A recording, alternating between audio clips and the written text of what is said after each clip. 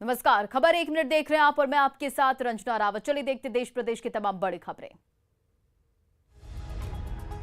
बिहार पंचायत चुनाव आधा समाप्त हो चुका है। छठे चरण में 37 जिलों के 57 प्रखंडों में मतदाता प्रत्याशियों की किस्मत का फैसला करेंगे। इन सीटों पर दीपावली और छठ के बाद मतगणना होगी। इसकी वजह से छठे चरण की सीटों पर रिजल्ट के लिए 10 दिनों का इंतजार करना होगा। यहाँ मतगणना 13 और 14 नवंबर को होगी। इस चरण में पदों की कुल संख्या 26,200 है, जिसमें ग्राम पंचायत के सदस्य की 11,592 पद है, मुखिया के 848 पद है, पंचायत समिति सदस्य के 1,186, जिला परिषद सदस्य के 134, ग्राम कचहरी पंच के 11,592 और सरपंच के 848 पद है।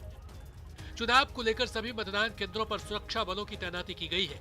बोगस वोटिंग रोकने को लेकर सभी मतदाताओं को बायोमेट्रिक माध्यम से सभी बूथों पर सत्यापन किया गया। बिहार में 24 सितंबर से 12 दिसंबर के बीच 11 चरणों में पंचायत चुनाव संपन्न कराए जा रहे हैं। पंचायत चुनाव के छठे चरण में जमुई जिले के चकाई प्रखंड में मतदान को लेकर पुख्ता सुरक्षा व्यवस्था दिखी। प्रखंड के 22 पंचायतों में छठे चरण में मतदान की तिथि तय थी। जंगली इलाकों में सुरक्षा बलों के जवान बाइक से पेट्रोलिंग करते दिखे। कटिहार के बरारी प्रखंड में पंचायत चुनाव को लेकर मतदाताओं में उत्साह दिखा। बालूघाट पंचायत के मतदाताओं ने बेहतर उम्मीदवार को वोट देने की बात कही। छठे चरण में खगड़िया के 9 पंचायतों में 147 बूथों पर मतदान के दौरान वोटरों में त्योहार सा नजारा दिखा। रहीमपुर पश्चिमी, रहीमपुर उत्तर और रहीमपुर मध्य पंचायत बाढ़ग्रस्त इलाका है। बावजूद इसके मतदाताओं के जोश में कमी नहीं दिखी। गोपालगंज के उचका गांव में फुलबारी प्रखंड में कुल 799 पदों के लिए सुबह से मतदान की प्रक्रिया शुरू हो गई। भागलपुर के नवगछिया के खगड़ा पंचायत मध्य विद्यालय में मतदाताओं की भारी भीड़ देखी गई।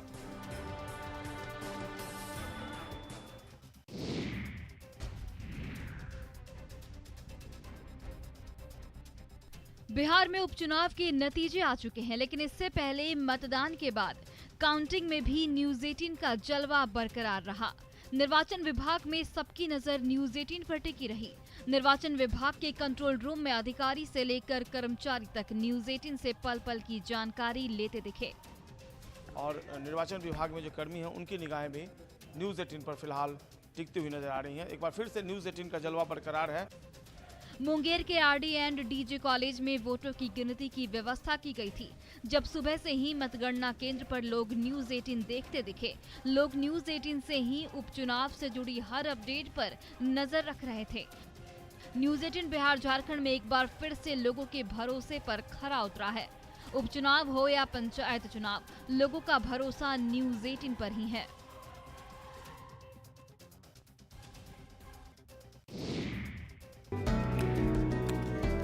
प्रधानमंत्री नरेंद्र मोदी के रोम और ग्लासगो में 5 दिनों का दौरा पूरा कर दिल्ली लौट आए हैं। इस दौरे के आखिरी चरण में पीएम मोदी ने ग्लासगो में रह रहे भारतीय लोगों से मुलाकात की। इस मुलाकात के दौरान वहां रह रहे भारतीयों ने प्रधानमंत्री का शानदार वेलकम किया और उनके प्रति जो स्नेह दिखाया, पीएम मोदी उससे गदगद हो गए और उन्होंने भी अपनापन जताने में कोई कसर नहीं छोड़ी। दरअसल पीएम मोदी जब ग्लासगो में रहने वाले भारतीय मूल के लोगों से मिलने पहुंचे थे, तब वहां पर लोगों ने ढोल नगाड़ों के साथ उनका स्वागत किया। इस पर पीएम मोदी भी पीछे नहीं रहे और लोगों का हौसला बढ़ाते हुए खुद भी ढोल बजाने लगे।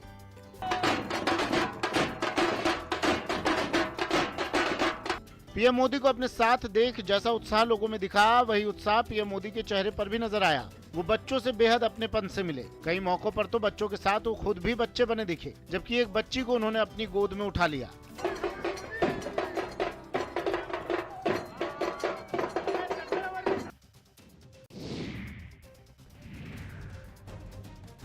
पूर्वी चंपारण जिले में भ्रूण हत्या के मामले रुकने का नाम नहीं ले रहे हैं। सोमवार को हॉस्पिटल चौक पर कचरे के ढेर से 2 नवजात शिशुओं का शव बरामद किया गया है। मामले की जानकारी मिलते ही घटनास्थल पर भारी भीड़ इकट्ठा हो गई। बताया जा रहा है कि एक युवक ने सबसे पहले कचरे में बच्चों के शव को देखा, जिसके बाद पुलिस को घटना की जानकारी दी गई। मानवता को कलंकित करने वाली इस घटना की जानकारी इलाके में फैल गई, जिसके बाद लोगों का जुटान शुरू हो गया। पुलिस इस मामले को सुलझाने में आसपास के सीसीटीवी कैमरों की मदद ले रही है। साथ ही स्थानीय लोगों से पूछताछ के जरिए नवजात के माता पिता की तलाश में जुट गई है। पुलिस ने सदर अस्पताल में दोनों शवों का पोस्टमार्टम कराया है। कुछ दिनों पहले बालिका गृह के सामने भी एक नवजात मिली थी जो अंतिम सांसें गिन रही थी, जिसकी मौत हो गई, लेकिन उस मामले में भी कोई कार्रवाई नहीं हुई और गर्भपात का गंदा खेल अनवरत जारी है।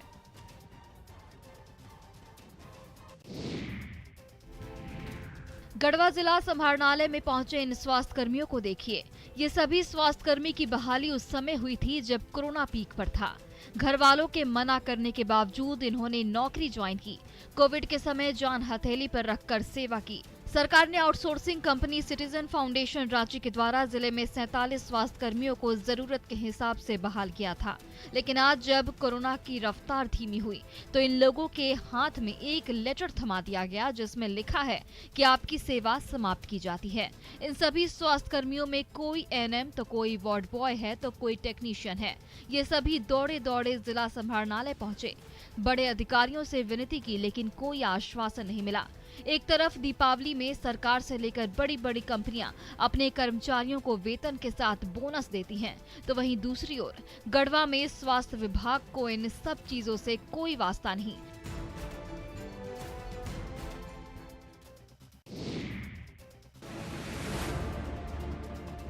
गुजरात के राजकोट में बंधक बनाए गए झारखंड के सभी 13 मजदूरों की सकुशल वापसी हो गई है। मुंबई मेल एक्सप्रेस से सभी मजदूर मंगलवार को धनबाद लाए गए। मजदूरों की सकुशल वापसी में समाज सेवी अंकित राजगढ़िया की भूमिका अहम रही। सरकार ने वापसी की पहल जरूर की थी, लेकिन मजदूरों को ट्रेन का टिकट मुहैया नहीं कराया गया था। आखिरकार भारी परेशानी के बाद किसी तरह मजदूर धनबाद पहुंचे।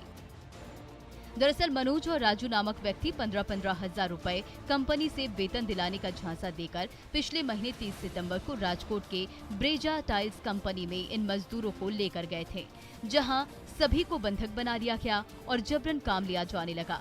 वहीं मजदूरों को प्रताड़ित भी किया जाता था। झारखंड में मानव तस्करी कोई नई बात नहीं है, खासकर गरीब और अशिक्षित आदिवासियों को निशाना बनाया जाता है। लगातार कार्रवाई के बावजूद ये धंधा अनवरत जारी है।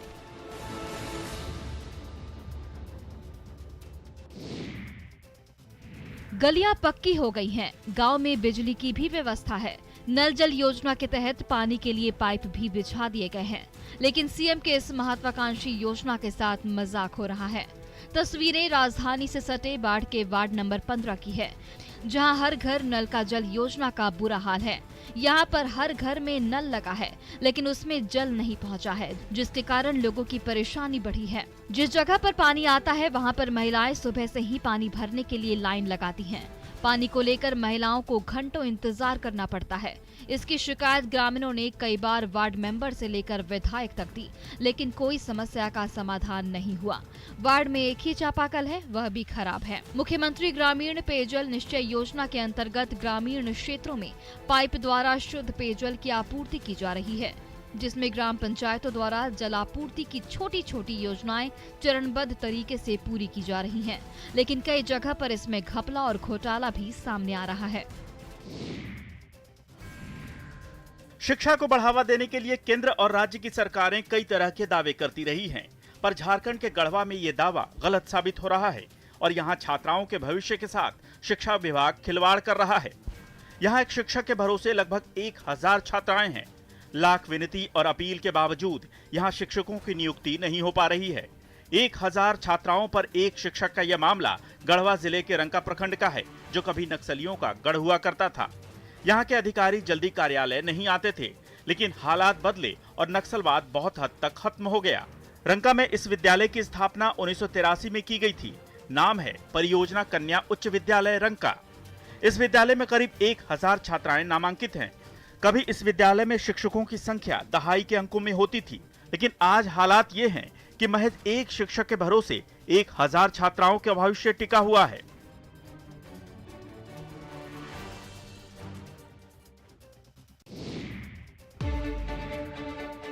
गांव में राजनीतिक समझ को बनाए रखने में मुखिया सबसे अहम भूमिका निभाते हैं, इसलिए पंचायत चुनावों को निचले दर्जे का समझना भूल हो सकती है। आखिर ये ग्रामीण समझ और ग्रामीण विकास का मामला है। इस बार लगता है कि बात कुछ और है, क्योंकि ग्रामीण जनता पिछले चुनावों से काफी सबक ले चुकी है।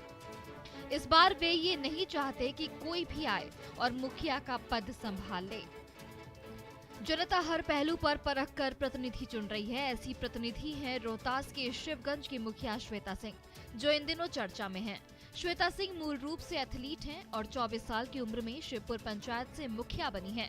आज भी श्वेता घंटों मैदान में पसीना बहाती हैं। 200 मीटर और 400 मीटर रेस के अलावे लंबी कूद के स्पर्धा में राज्य स्तरीय टूर्नामेंटों में कई मेडल भी श्वेता जीत चुकी हैं। श्वेता के मुखिया बनने से खिलाड़ियों में भी उत्साह है।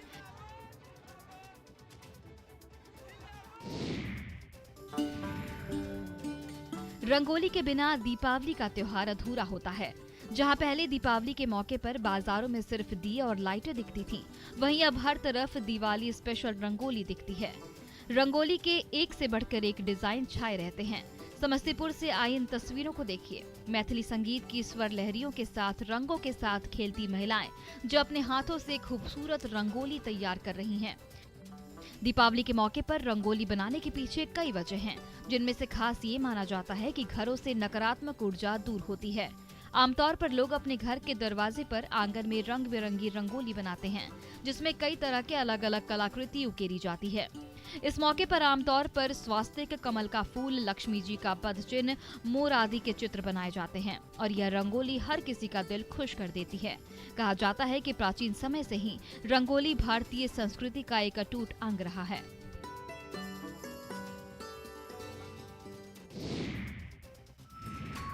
दीपोत्सव अर्थात दीपावली, इसे दीपों का त्योहार भी कहते हैं।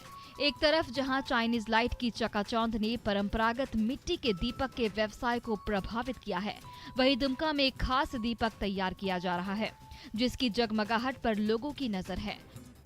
अपने चाक पर मिट्टी का दीपक बनाते हुए कुम्हारों को आपने देखा होगा, लेकिन हम आपको सांचे में दीपक गढ़ते दिखा रहे हैं। पर्व त्योहार के लिए यह दीपक बेहद खास माना जाता है। इसे हर्बल दीपक कहा जाता है। यह दीपक देसी गाय के गोबर, मुल्तानी मिट्टी, इमली पाउडर और तिल के तेल से बनाया जा रहा है। हर्बल दिए से न सिर्फ प्रदूषण से बचा जा सकता है, बल्कि पैसे की भी बचत होगी। दुमका के गिधनी पहाड़ी पंचायत में संचालक मंगल मंडल की देखरेख में पहली बार हर्बल दिए का निर्माण कराया जा रहा है। महिलाएं दिए के साथ ही लक्ष्मी गणेश की प्रतिमाओं का निर्माण कर रही हैं। इससे कई लोगों को रोजगार भी मिल रहा है, तो पर्यावरण का ख्याल भी रखा जा रहा है।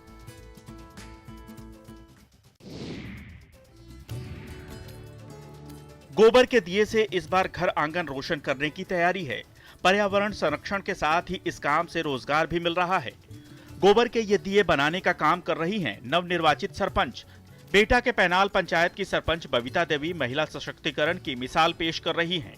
दरअसल वो खुद रोजगार के लिए गोबर से दिए तैयार करने का काम कर रही हैं। इतना ही नहीं, वो इलाके की महिलाओं को भी ये हुनर सिखा रही हैं। नागपुर के स्वानंद गो विज्ञान केंद्र से प्रशिक्षण लेने के बाद सरपंच बबीता देवी अपने गांव की महिलाओं के साथ गोबर के दिए बनाने में जुटी हुई हैं। उनकी टीम करीब 75 महिलाओं की है। एक महिला एक दिन में आमतौर से 350 दिए बनाती है। इंटर पास सरपंच बबीता पंचायत के काम के साथ साथ गांव की महिलाओं को रोजगार देने का भी काम कर रही हैं। इस वजह से बबीता 2 बार सरपंच चुनी गई हैं। दीपावली में उपयोग करने के बाद इन दियों को जैविक खाद बनाने में उपयोग किया जा सकता है।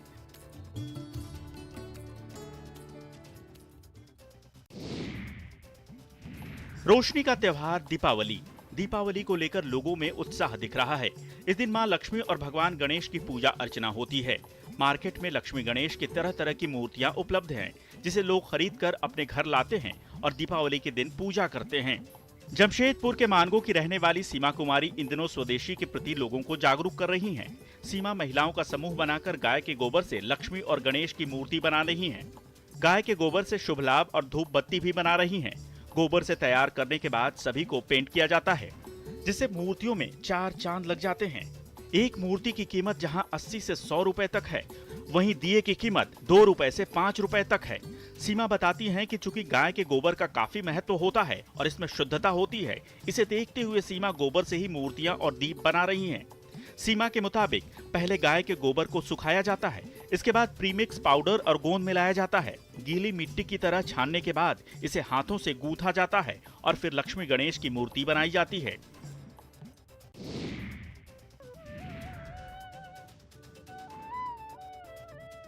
देश के प्रसिद्ध सिद्धपीठ रजरप्पा स्थित मां छिन्नमस्तिका मंदिर में दीपावली और काली पूजा को लेकर तैयारी जोरों पर है। पूरे मंदिर क्षेत्र में रंग रोगन और साफ सफाई का काम लगभग पूरा हो चुका है। रजरप्पा मां छिन्नमस्तिका मंदिर सिद्धपीठ स्थल है। यहाँ कण-कण में मां भगवती का वास है। यही कारण है कि देश भर से तंत्र मंत्र सिद्धि के लिए लोग दीपावली की रात अमावस्या को रजरप्पा पहुँचते हैं और साधना करते हैं। ऐसा मानना है कि इस मंदिर प्रक्षेत्र में कई अलौकिक शक्तियां अदृश्य रूप से विचरण करती रहती हैं। इस कारण रजरप्पा मां छिन्नमस्तिका मंदिर में काली पूजा पर भक्तों की भीड़ तो रहती है। इसके साथ ही तंत्र साधक भी बड़ी संख्या में वहां पहुंचते हैं। कारीगरों की टीम पूरे मंदिर क्षेत्र के रंग रोगन और सजाने में जुटी हुई है। अमावस्या के दिन मंदिर में गजब की भीड़ होती है। पूरे साल में सिर्फ दीपावली की अमावस्या को ही मंदिर रातों भर श्रद्धालुओं के लिए दर्शन के लिए खुला रहता है।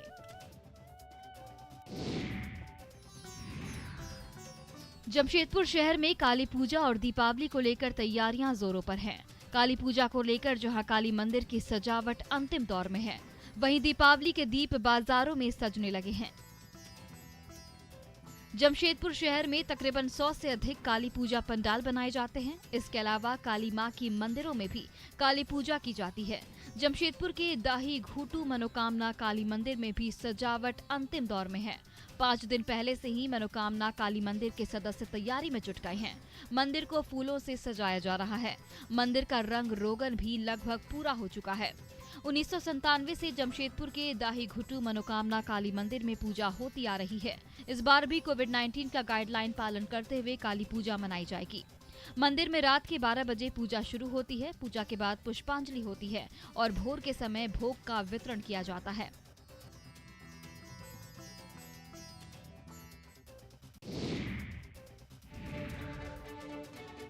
पटना जिला प्रशासन छठ घाटों को तैयार करने में जुटा है।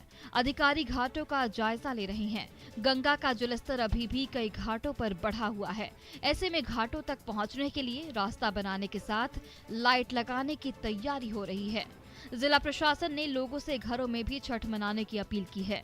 इसके लिए टैंकर से घरों तक गंगा जल पहुंचाने की व्यवस्था की गई है। पर्व को लेकर प्रशासन कितना गंभीर है, ये अधिकारियों को देखकर पता चलता है। कई दिनों से छठ महापर्व की तैयारी में श्रद्धालु से लेकर प्रशासन की टीम जोर शोर से लगी है। खुद डीएम चंद्रशेखर सिंह ने घाटों पर जाकर काम का जायजा लिया है। उन्होंने जल्दी से पटना के तमाम घाटों को ठीक कर सुरक्षा की व्यवस्था बहाल करने के निर्देश दिए हैं। घाटों पर बदइंतजामी देख डीएम ने नाराजगी भी जाहिर की थी और उन्होंने जल्द से जल्द इसे दुरुस्त करने के निर्देश दिए थे।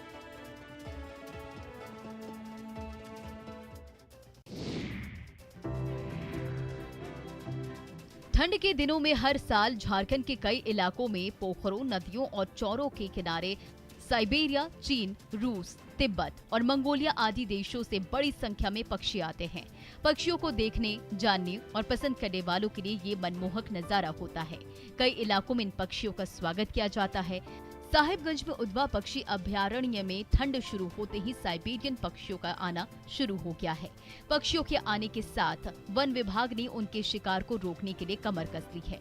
पहले उधवा पक्षी अभयारण्य को देखभाल का जिम्मा डिवीजन कार्यालय हजारीबाग की ओर से किया जाता था, लेकिन एक सप्ताह पूर्व पक्षियों की जान की सुरक्षा को लेकर राजमहल सांसद विजय हांसदा के प्रयास से राज्य सरकार ने देखभाल की पूरी जिम्मेदारी साहिबगंज वन प्रमंडल को सौंप दी है। अब मॉनिटरिंग कार्यालय नजदीक होने से पक्षियों के साथ ही उनके भोजन मछली के शिकार पर भी विशेष नजर रहेगी।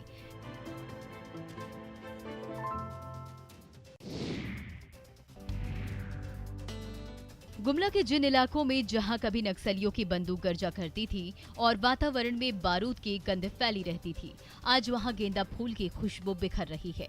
जिले के नक्सल प्रभावित राहिटी प्रखंड के बांसडी, परसा, उचडी जैसे गांव के किसान अब गेंदा फूल की खेती कर आत्मनिर्भर हो रहे हैं। टूकू टोली गांव की वार्ड पार्षद की प्रेरणा से किसानों ने इलाके की बंजर भूमि पर गेंदा फूल उगाना शुरू किया। इससे न केवल इन्हें रोजगार मिला, बल्कि फूल की बिक्री कर वे अपनी आर्थिक स्थिति भी सुधार रहे हैं। गेंदा फूल की खेती से गुमला की सैकड़ों महिलाएं गरीबी को मात दे रही हैं। महिला किसानों की मेहनत का फल है कि इस बार गुमला में गेंदा फूल की बम्पर पैदावार हुई। दीपावली पर्व के मौके पर गेंदा फूलों को बाजारों में बिक्री के लिए लाया जाता है। किसान बताते हैं कि सब्जी की खेती की तुलना में गेंदा फूल की खेती में सब्जी की खेती से कम मेहनत लगता है और लागत भी कम आती है। इसके अलावा सिंचाई भी उससे कम करना होता है।